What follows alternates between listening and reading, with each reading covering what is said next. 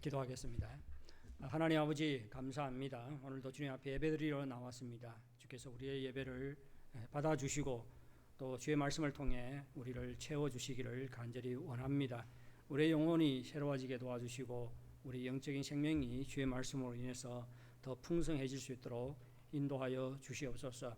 주의 말씀을 들을 때 우리의 영안을 열어주셔서 우리의 믿는 바가 무엇이며 또 우리가 어떻게 주님 앞에 살아야 하는지 깨닫게 하시고 정말로 이 땅 사는 동안 하나님께 영광 돌리는 삶을 살게 하여 주시옵소서.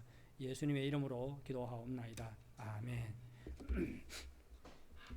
신앙과 삶은 갈라놓을 수가 없습니다. 우리는 무엇을 믿는가에 따라서 살게 되어 있습니다.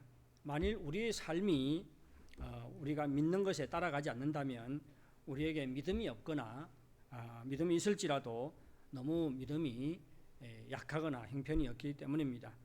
만일 우리 믿음이 너무 약하거나 잘못된 믿음을 가지고 있으면 우리는 자신이 믿는 대로 살지 않고 믿는 것과 반대되는 삶을 살 수가 있습니다. 고린도전서 15장은 부활장이라고 하지요. 이 15장의 내용이 중요한 것은 부활신앙이 우리 기독교 신앙의 핵심 내용이기 때문입니다. 우리는 부활에 대한 확실한 지식을 가지고 있어야 합니다. 이때 우리는 부활에 대한 확실한 믿음을 소유할 수 있을 뿐만 아니라 부활신앙에 합당한 삶을 살 수가 있습니다. 우리는 지난 주일에 바울이 전한 복음이 예수님의 죽음과 부활에 관한 복음이라는 것을 살펴보았습니다. 예수님의 부활이 역사적인 사실인 것은 많은 목격자들이 있기 때문이지요. 부활하신 예수님께서 많은 사람들에게 자신을 나타내셨고 그래서 많은 사람들이 부활하신 예수님을 보았습니다. 이와 같이 많은 목격자들이 있다는 것은 예수님의 부활이 만들어낸 이야기가 아니라 객관적인 사실이라는 것을 말합니다. 바울은 또한 자신의 삶의 변화를 통해서 예수님의 부활이 사실이라는 것을 증명을 하고 있지요. 바울은 원래 누구보다도 더 앞장서서 교회를 박해하던 자였습니다. 하지만 부활하신 예수님을 만났고 그의 삶은 정말로 엄청난 변화를 가져왔지요. 누구보다도 앞장서서 교회를 핍박하던 바울이 이제는 누구보다도 교회를 위해서 더 수고하는 자가 된 것입니다. 이러한 그 바울의 변화는 예수님의 부활이 사실이라는 것을 우리에게 말해 줍니다. 앞에서 예수님의 부활이 역사적인 사실이라는 것을 말한 바울은 이제 우리의 부활로 넘어갑니다. 주제가 바뀌는 것이지요. 그래서 우리의 부활도 확실하다고 말하고 있습니다. 바울은 고린도 교회를 세울 때 고린도에서 예수님의 죽음과 부활에 대해서 전했습니다. 그런데 고린도 교회 구성원들 중에는 예수님의 부활을, 죽은 자의 부활을 믿지 못하는 사람들이 있었습니다. 12절을 보십시오. 우리 설교 본문을 보면서 우리 말씀을 듣도록 하겠습니다. 우리 12절 보면 이렇게 기록되어 있습니다.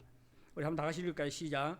그리스도께서 죽은 자 가운데서 다시 살아나셨다 전파되었거늘 너희 중에서 어떤 사람들은 어찌하여 죽은 자 가운데서 부활이 없다 하느냐. 죽은 자의 부활이 없다는 것이지요. 예수님께서 죽은 자 가운데 살아나셨다는 이런 복음을 듣고도 너희 중에서 어떤 사람들은 어찌하여 죽은 자 가운데서 부활이 없다 하느냐.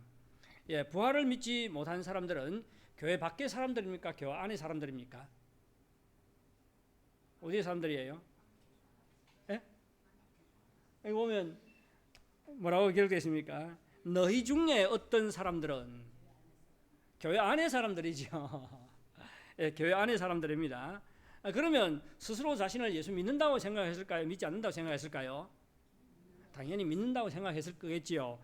스스로 예수님을 믿는다고 생각했습니다.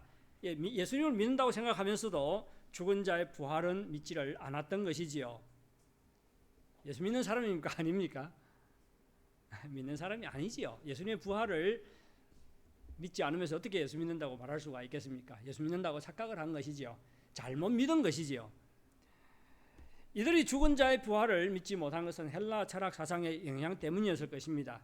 그때 당시에 널리 퍼진 헬라 철학 사상은 영혼은 선한 것이고 육체는 악하다는 것입니다. 그래서 영혼이 육체의 감옥에서 벗어나는 것이 구원이라고 생각을 했습니다. 바울이 아테네에 가서 복음을 전하는데 에피쿠루스 학파와 또 스토아 학파들과 논쟁을 하는 장면이 사도행전 17장에 기록되어 있습니다.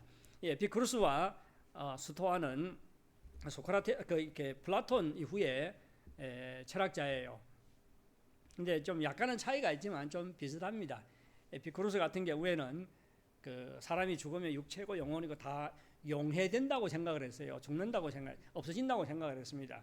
그러니까 이 땅을 어떻게 살아야 되지요? 행복을 위해서 살아야 되지요. 쾌락을 위해서 살아야 됩니다. 그래서 쾌락주의를 주장을 했던 사람입니다. 근데 스토아 학파는 거기에 또 정반대되는 그 이야기를 했어요. 금욕주의를 주장을 했습니다. 보세요. 이와 같이 영혼은 선하고 육체는 악하다고 하면 두 극단으로 빠지지요. 하나는 육체가 아무것도 아니기 때문에 쾌락을 추구합니다. 그리고 육체가 아무것도 아니기 때문에 또 어떻게 해요? 육체를 어떻게 해요? 학대를 하지요.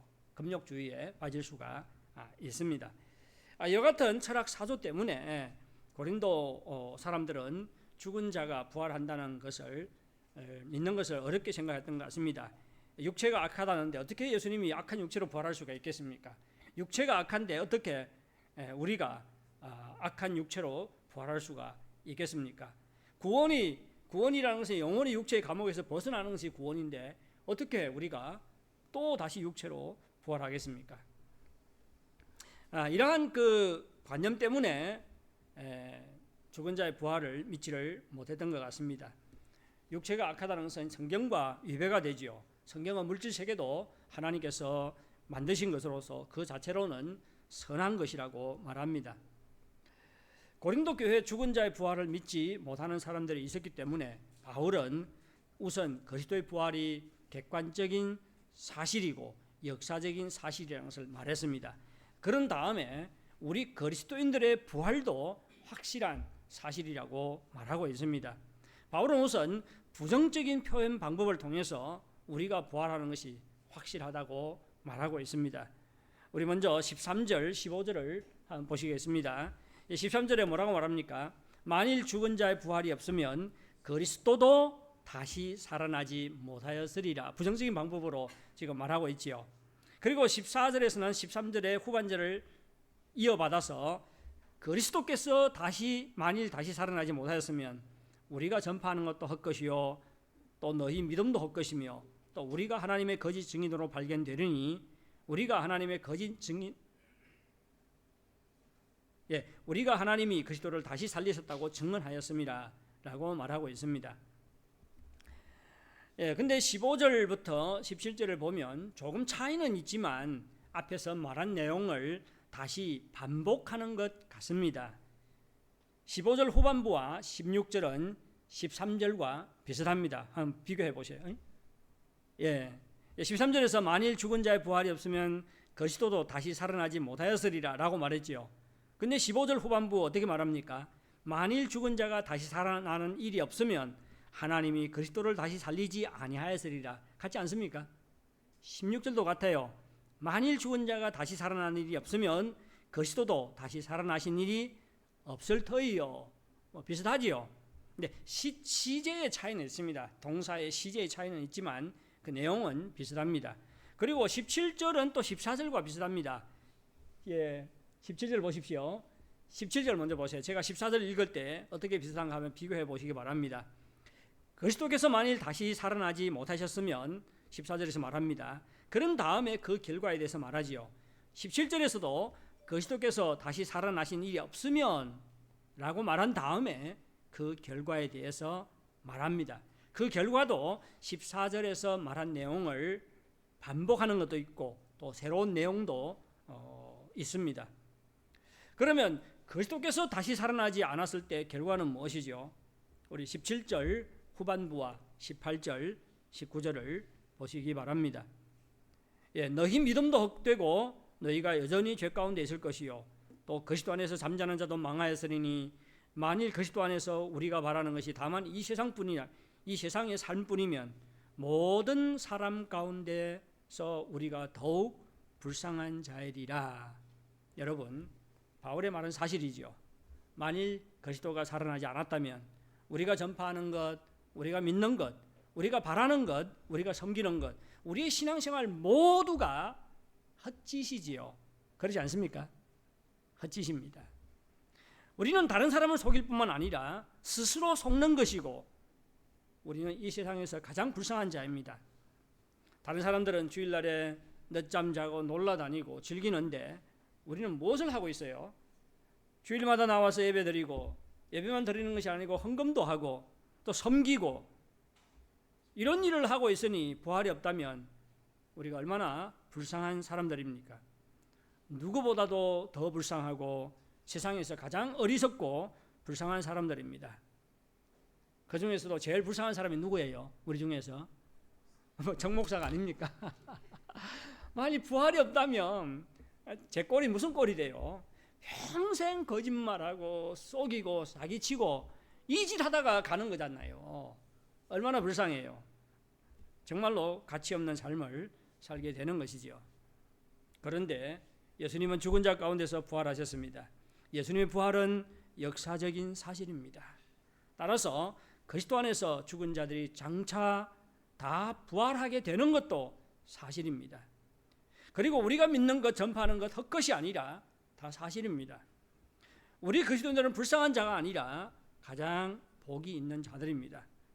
우리는 부활신앙의 근거에서 우리가 믿는 것, 우리가 전하는 것, 그리고 우리의 인생을 바라볼 필요가 있습니다. 이때 우리의 믿음이 더욱 견고해집니다. 우리의 인생을 바라보는 시각이 달라져요. 우리의 인생은 결코 이 세상의 것만으로 평가될 것이 아닙니다. 우리는 영혼의 관점에서 우리 인생을 평가해야 됩니다. 이때 우리는 부활의 소망을 가지고 있는 우리가 얼마나 복이 있는 자들인가를 알게 될 것입니다. 죽음을 앞두면 다 이런 생각을 해요. 근데 평소에 생각하지 않는다는 게 문제죠. 얼마 전에 제 친구가 이렇게 돌아갔잖아요. 제가 죽는 과정을 다 지켜봤어요. 제가 가서 한 1시간 후에 이제 죽기 시작했으니까 가는 시간이 한 15분 정도 되더라고요. 꽤 길었어요. 예. 그걸 지켜보면서 참 예수님을 믿었길래 다행이지, 예수님을 믿지 않으면 얼마나 인생이 허무하겠는가, 그런 생각이 들더라고요. 부활의 소망을 가지고 있는 것 너무 큰 은혜입니다. 너무 큰 행복이에요.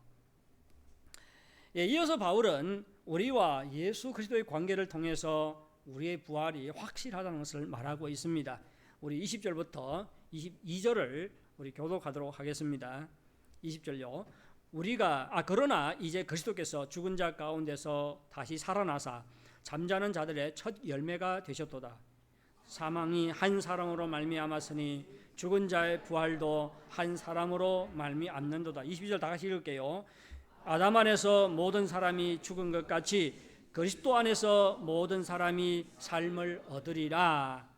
앞에서 예수님께서 부활하셨으니까 우리도 부활할 거라고 말했지요. 예수님께서 부활했으니까 우리도 부활했다고 말했습니다. 그러면 한 가지 문제가 있지요. 왜 예수님께서 부활하는데 우리도 부활하는가 하는 것입니다. 오늘 보면 뭐라고 말해요? 예수님의 부활은 부활의 첫 열매라고 말합니다. 첫 열매가 있으면 둘째 열매, 셋째 열매가 있기 마련입니다. 예수님의 부활이 첫째 열매라면 우리의 부활은 부활의 둘째 열매, 셋째 열매들이 될 것입니다. 즉 다시 말해서 예수님의 부활은 우리가 부활할 근거가 되는 것이지요. 하지만 어떤 사람들은 이렇게 생각하는 사람들이 있습니다. 예수님이야 하나님의 아들이고 신이니까 부활할 수 있겠지만 예수님이 부활했다고 우리가 부활한다는 것을 말할 수 있는가? 예수님은 하나님이시고 우리는 인간인데 우리가 예수님 부활했다고 우리가 어떻게 부활한다고 말할 수가 있어요? 일리가 있어요, 없어요? 이 말이 일리가 있지요. 하지만 우리가 기억해야 할 것은 하나님의 아들 예수님이 육신으로 이 땅에 오셨다는 것입니다. 예수님께서 육신으로 이 땅에 오신 것은 마지막 아담으로 오신 것입니다. 성경은 아담의 범죄로 말미암아 죄가 이 세상에 들어오고 죽음이 들어왔다고 말합니다. 그리고 우리가 아담으로 말미암아 다 죄인이 되었고 죽게 되었다고 말합니다. 이는 아담이 우리와 어떤 관계가 있다는 것을 말합니까? 우리의 대표라는 뜻이지요. 아담이 우리의 대표라는 뜻입니다. 예, 며칠 전에 중국하고 태국이 축구를 했죠. 어떻게 됐어요? 결과 비겼지요. 예, 비겼습니다. 저도 전체는 못 보고 유튜브에 들어가서 그 10분짜리로 이렇게 압축해 놓은 것을 제가 봤습니다. 보니까네 중국팀 같지 않아요. 거기 안에 뭐 흑인들도 있고 뭐 그러던데요. 보니까네. 예, 뭐 볼 잘 차는 사람들을 뭐 중국으로 기화를 시켜가지고 이렇게 내보낸 것 같습니다. 아이고, 그래도 이 DNA는 못 속이는 것 같아요. 예, 이게 지금 샤오두 출신도 거의 불가능하지 않습니까? 거의 불가능하지요. 예. 예, 그러고 나니까 막 중국 축구 팬들이 막 화가 나가지고 중국 국가팀을 해산하라고 혈세만 쓰고 있다고 막 그런 막 이야기를 하더라고요. 예, 중국 팀이 졌는데 왜 팬들이 그렇게 흥분하는지 모르겠어요. 자기가 진 것도 아닌데. 대표팀이 지면 누가 진 것이에요? 우리 중국 사람 모두가 진 것이 아닙니까? 뭐 핑해도 마찬가지죠. 예. 왜 그래요? 그들이 우리의 대표이기 때문입니다. 성경은 이러한 대표 원리로서 설명을 합니다. 아담으로 인해서 우리 모두가 죄인이 되고 아담 때문에 우리에게 죽음이 임했다고 말합니다. 마찬가지로 예수님은 마지막 아담으로서 우리의 대표입니다. 예, 그래서 우리가 예수님을 믿게 되면 예수님은 우리 모든 믿는 자의 대표가 됩니다. 따라서 우리가 아담 안에서 죄인이 되고 죽은 것 같이 우리가 예수님을 믿을 때 예수님 안에서 영생을 얻고 장차 예수님처럼 다 부활하게 되는 것입니다. 예수님의 부활은 부활의 첫 열매인 것은 우리가 예수님으로 말미암아 부활하게 될 것이기 때문입니다. 예수님을 죽은 자 가운데 살리신 하나님께서는 장차 예수 믿는 우리의 몸도 다시 살리실 것입니다. 예, 처음에 예수님께서 부활했으니까 우리도 부활한다 이렇게 말한 다음에 이 두 번째 단락에서 왜 예수님께서 부활하는데 우리도 부활하는가 거기에 대해서 말하면서 우리의 부활이 확실하다는 것을 말해주고 있습니다. 그런데 바울은 이어서 부활의 순서와 때를 통해서 우리의 부활이 확실하다는 것을 말하고 있습니다. 많은 사람들이 부활을 믿지 못하는 것은 예수님을 믿고 죽은 자들이 지금 부활하지 않기 때문이지요. 고린도교회 성도들은 어떤 성도들은 사람들이 죽으면 부활한다고 했으니까네 금방 부활할 것이라고 기대를 했습니다. 그런데 살아나지 않거든요. 그래서 부활에 대해서 의심하는 사람들이 생겨나게 된 것입니다. 바울은 부활에는 순서가 있다고 말합니다. 우리가 다 부활할 것이지만 지금 부활하는 것이 아니고 부활에는 순서가 있다고 말합니다. 우리 23절부터 28절을 보도록 하겠습니다. 23절에 어떤 말이 나옵니까? 먼저는 나오죠. 먼저는 나오지 않습니까? 저 구석에요. 여기 먼저는 나오지요. 그 다음에 무슨 말이 나와요? 다음에는 나옵니다. 그리고 24절에 그 후에는 마지막이니 나오지요. 그 후에는 마지막이니. 그리고 26절에 가면 맨 나중에는 이런 말이 나옵니다. 맨 나중에는. 예. 이것은 뭘 말해줍니까? 부활에는 순서가 있다는 것을 말해줍니다. 우리 23절을 먼저 보겠습니다. 그러나 각각 자기 차례대로 되리니 먼저는 첫 열매인 그리스도요 다음에는 그가 강림하실 때에 그리스도에게 속한 자요. 예수 믿고 죽은 자들은 죽은 후에 금방 부활하는 것이 아닙니다. 언제 부활해요? 장차 예수님께서 다시 오실 때 부활합니다.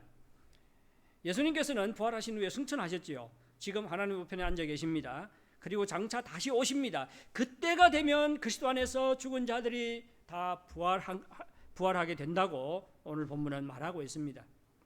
그러면 우리가 부활한 다음에 우리는 어떻게 되는 것이지요? 24절부터 28절에서 그것을 이야기합니다. 24절에 보면 그 후에는 마지막이니 그가 모든 통치와 모든 권세와 능력을 멸하시고 그 나라를 아버지 하나님께 바칠 때라. 그가 모든 원수를 그 발 아래 둘 때까지 반드시 왕노릇 하시리니 맨 나중에 멸망받을 원수는 뭐라? 사망이라. 만물을 그 발 아래 두셨다 하셨으니 만물을 발 아래 둔다 말씀하실 때에 만물을 그의 아래에 두신 이가, 만물을 그의 아래에 두신 하나님을 말합니다. 그는 누구죠? 예수 그리스도를 말합니다. 그 중에 들지 아니한 것이 분명하도다. 하나님은 예수님 아래에 있지 않다는 것입니다. 그리고 28절 만물을 그에게 복종하실 때에는, 만물이 예수님에게 복종하실 때는 아들 자신도 그때 만물을 자기에게 복종하신 이에게, 하나님에게 복종하게 되느니, 아들 예수님이 하나님께 복종한다고 말합니다. 이는 하나님이 만유의 주로서 만유 안에 계시려 하심이라. 이걸 통해서 어떤 사람들은 아들 예수님이 아버지 하나님께 복종했으니까 누가 더 세요? 아버지 하나님이 더 세다, 뭐 이렇게 생각하는 사람들이 있는데, 이것은 역할이 다른 겁니다. 세고 안 세고 문제가 아니에요. 이게 존재론적으로 보면 성부와 성자는 동일하지요.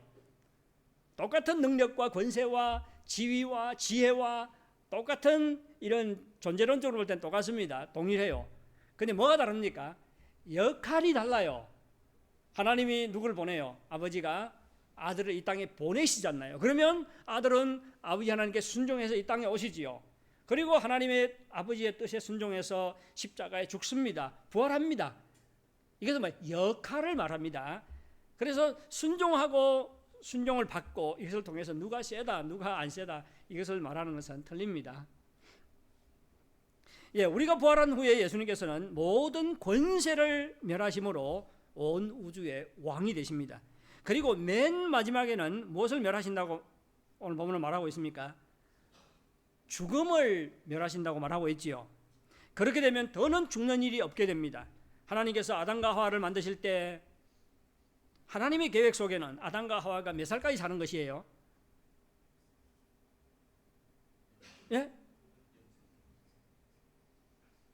최장수한 사람이 몇 살입니까?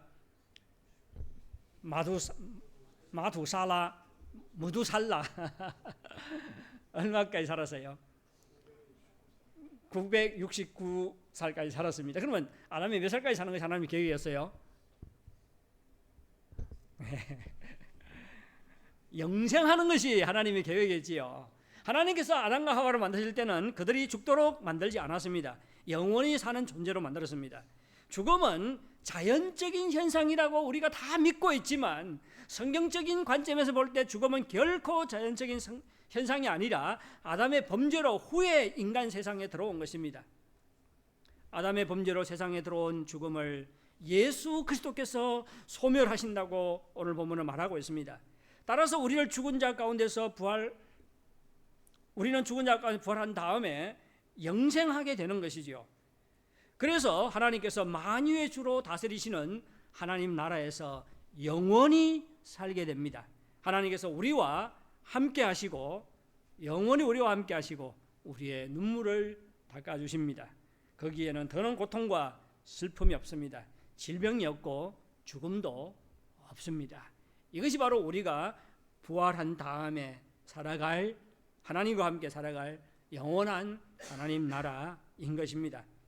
이것을 통해서 바울은 우리의 부활이 확실하다고 지금 말하고 있습니다.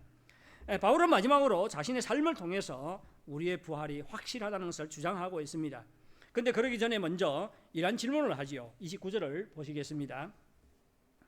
만일 죽은 자들이 도무지 살아나지 못하면 죽은 자들을 위하여 세례를 받는 자들이 무엇을 하겠느냐? 어찌하여 그들을 위하여 세례를 받느냐? 고린도 교회에는 예수님을 믿었지만 세례를 받지 못하고 죽은 분들이 있었습니다. 그런데 고린도 교회 성도들은 이 죽은 분들을 위해서 대신해서 세례를 받았습니다. 제가 죽었어요. 예수 믿고. 그러니까 세례 못 받았거든요. 그러니까 영수 형제가 종 목사님 세례도 못 받고 죽었는데 내가 대신 세례를 받아줘야 되겠다.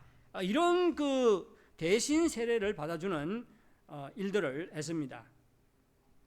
그래서 바울은 뭐라고 말하는가 하면, 죽은 자의 부활이 없이 죽음이 끝이라면 죽은 자들을 대신해서 세례를 받는 것이 무슨 의미가 있는가라고 질문하는 것입니다. 그렇지 않습니까? 죽음이 끝이면 모든 것이 다 끝나버렸는데 왜 죽은 자들을 대신해서 세례를 받습니까? 죽은 자들을 대신해서 세례를 받는 것은 죽음이 끝이 아니고 부활이 있다는 것을 말하는 게 아닙니까? 바울은 지금 죽은 자들을 대신해서 세례를 받는 것이 옳다고 말하는 것이 아닙니다. 동의한다고 말하는 것이 아니에요. 그것을 권장하는 것도 아닙니다. 그저 고린도 교회 성도들의 이 관습을 말하면서 너희들이 지금 이런 짓을 하면서 부활을 믿지 못한다는 것, 이해가 안 된다고 말하고 있는 것입니다. 너희들이 지금 모순되는 행동을 하고 있다는 것입니다. 따라서 죽은 자를 대신해서 세례를 받는 일을 하고 있다면 죽은 자의 부활을 믿어야 하는 것이 당연한 것입니다. 이어서 바울은 자신의 간증을 통해서 죽은 자의 부활이 확실하다는 것을 증거를 하고 있습니다. 우리 30절부터 32절까지 교독하도록 하겠습니다. 또 어찌하여 우리가 언제나 위험을 무릅쓰리요? 그리스도 예수 우리 주 안에서 가진 바 너희에 대한 나의 자랑을 두고 단언하노니 나는 날마다 죽노라. 32절 같이 읽을게요. 시작. 내가 사람의 방법으로 에베소에서 맹수와 더불어 싸웠다면 내게 무슨 유익이 있으리요? 죽은 자가 다시 살아나지 못하면 내일 죽을 터이니 먹고 마시자 하리라. 바울은 예수 믿은 후에 복음을 전하기 위해서 어떠한 삶을 살았습니까? 30절에서 바울은 언제나 위험을 무릅쓴다 그렇게 말하고 있죠. 그리고 31절에서 바울은 나는 날마다 죽노라 라고 말하고 있습니다. 이 말은 바울이 죽었다 살아났다 죽었다 살아났다 그런 걸 말하는 것이 아니죠. 이 말은 바울이 날마다 위험 가운데 노출되어 있음을 말합니다. 생명의 위험을 받는 그러한 큰 위험 가운데 노출되어 있었음을 가리킵니다. 바울은 자신이 고린도 교회 성도들을 자랑하는 것이 다 사실인 것처럼 말이 좀 어려운데요.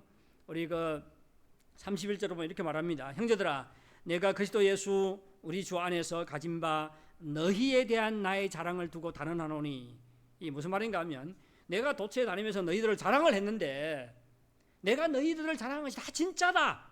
진짜가 아니냐. 너희들이 잘 알지 않나.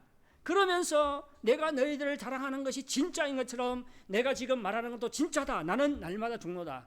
그런 뜻이에요. 바울은 자신이 고린도 교회 성도를 자랑하는 것이 다 사실인 것처럼 자신이 자신에 대해 말하고 있는 것이 다 진실이라고 말하고 있습니다. 32절에서 바울은 자신이 에베소에서 맹수와 더불어 싸웠다고 말하고 있습니다. 바울의 이 말은 자신이 원형 극장에서 정말로 맹수들과 싸웠다는 말이 아니죠. 그때 당시에는 죄수들을 붙잡아다가 어떻게 했어요? 그 사람들이 즐기는 오락이 굉장히血腥했습니다. 피비린내 났지요. 막 그 전쟁에서 막 덩치 큰 군대들을 붙잡아다가 막 사자와 막 싸우게 하고 그랬잖아요. 근데 그것을 지금 배경으로 해서 말하는 것인데 자신이 진짜 맹수와 더불어 싸웠다는 말이 아니지요. 이것은 에베소에서 큰 박해를 받았다는 것을 이렇게 말하고 있는 것입니다. 바울은 복음을 전하다가 많은 박해를 받았습니다. 감옥에 갇히기도 하고 매도 수없이 많고 여러 번 죽을 뻔했습니다. 이외에도 여행하면서 강의 위험, 바다의 위험, 광야의 위험, 강도의 위험을 당했습니다. 죽음의 위기에 처한 적이 한두 번이 아니었습니다. 그런데 바울이 이렇게 고생하며 살아온 이유가 무엇이지요? 무엇입니까? 바울이 너무 어리석어서 이렇게 산 것입니까? 그렇지 않습니다. 바울은 누구보다도 잘 알았어요. 만일 죽은 자의 부활이 없으면, 만일 죽음이 끝이라면 잘 먹고 잘 살고 마음껏 즐기는 것이 가장 지혜롭게 사는 것임을 바울은 잘 알았습니다. 그렇지요. 그래서 32절에서 뭐라고 말합니까? 죽은 자가 다시 살아나지 못한다면 내일 죽을 터이니 먹고 마시자 하리라. 그렇게 말하고 있는 것입니다. 바울은 누구보다도 잘 알았어요. 그럼에도 불구하고 바울이 복음을 전하기 위해서 날마다 죽음의 위험을 무릅쓰고 살아온 이유는 뭐 때문이에요? 자신이 장차 부활할 것을 확실히 믿었기 때문입니다. 여러분은 죽은 자의 부활을 믿습니까? 여러분은 자신이 장차 부활할 것을 믿습니까? 부활 신앙이 여러분의 삶을 어떻게 바꾸어 놓았습니까? 바울은 나는 날마다 죽노라 라는 말로 자신이 부활을 믿고 있다는 사실을 증거를 하고 있습니다. 여러분에게도 부활을 증거할 수 있는 삶이 있습니까? 여러분에게 나는 부활을 믿기 때문에 이러한 삶을 살고 있다고 말할 수 있는 것이 무엇입니까?